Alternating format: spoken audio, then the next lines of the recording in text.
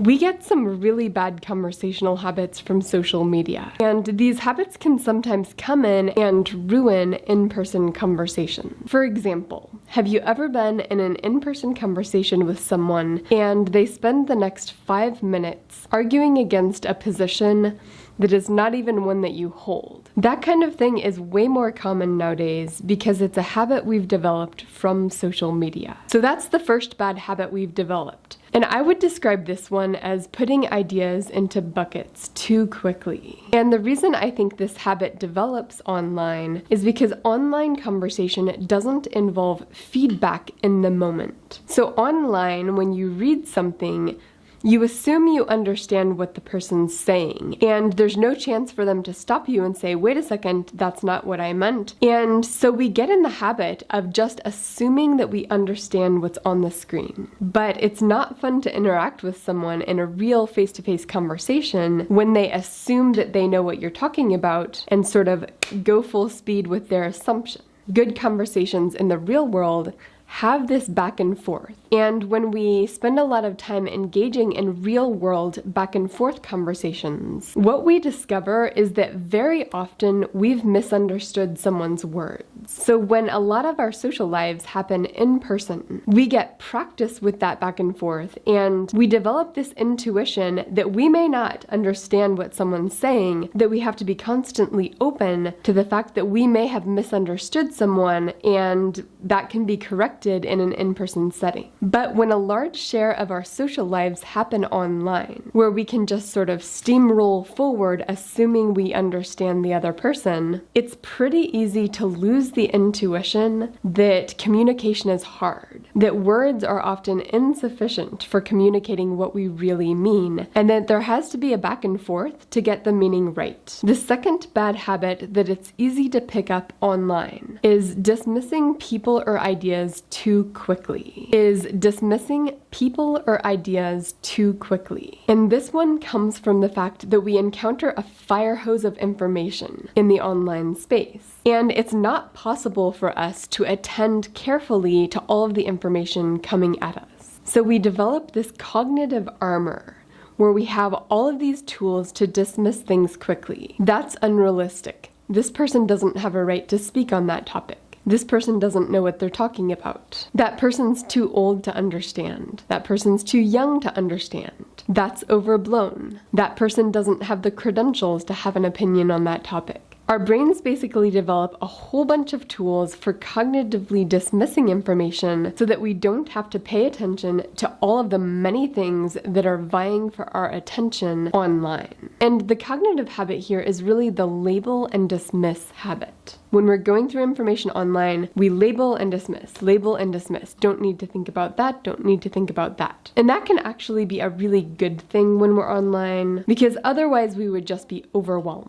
But the problem is when we bring that into conversation, it can be really easy to label and dismiss people or label and dismiss things that they're thinking about, which completely shuts down conversation. Because a lot of times you've thought about something carefully, you have a lot of deep thoughts about it, and you share a little nugget of something you've been thinking about. And rather than entering into that conversation through that invitation, people will be like, oh, nope, not worth thinking about, oh, nope, which doesn't feel good and feels very dismissive and sometimes makes you not want to engage with that person in any conversation. So it can be pretty important to turn off that label and dismiss part of your brain, especially when you're in person with people who perhaps think differently than you. The third bad conversational habit is taking the floor without making the conversation two-way. And I think one of the reasons we do this more often now is because in online conversational space, it's asynchronous. Someone will post something and 2 hours later, someone else will respond. So we get used to having the full floor to say lots and lots of things without stopping to hear the other person's thoughts. And good conversation in person is co-created. It has to involve a back and forth where both people are directing the conversation together.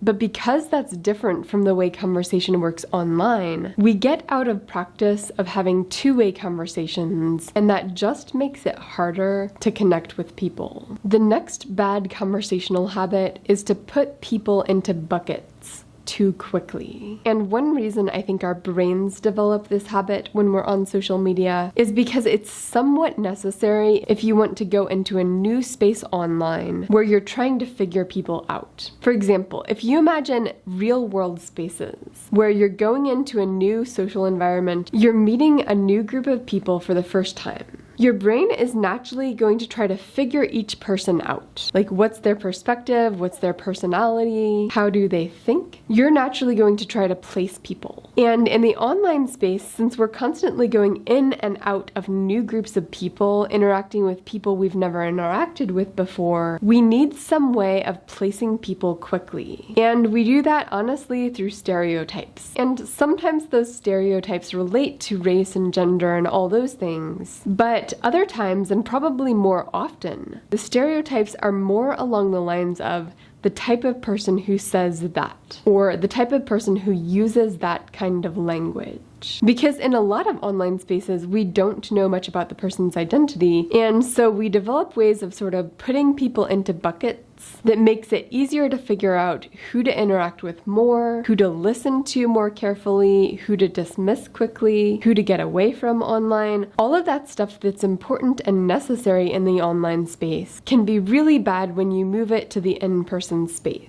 Because when you're in person, your responsibility is to treat the person in front of you with respect. And automatically jumping to all these conclusions about them based on one or two sentences is not going to be a respectful way of interacting with anyone. And yet people do that more often because we've just developed this cognitive habit. So what can we do to counteract these problems? And I think the first thing is to slow down in in-person conversation, to expect the conversation to take longer, to expect more twists and turns as you pay attention to the other person while you're expressing your viewpoint. That momentary awareness of their interaction is what makes in-person conversation so delicious.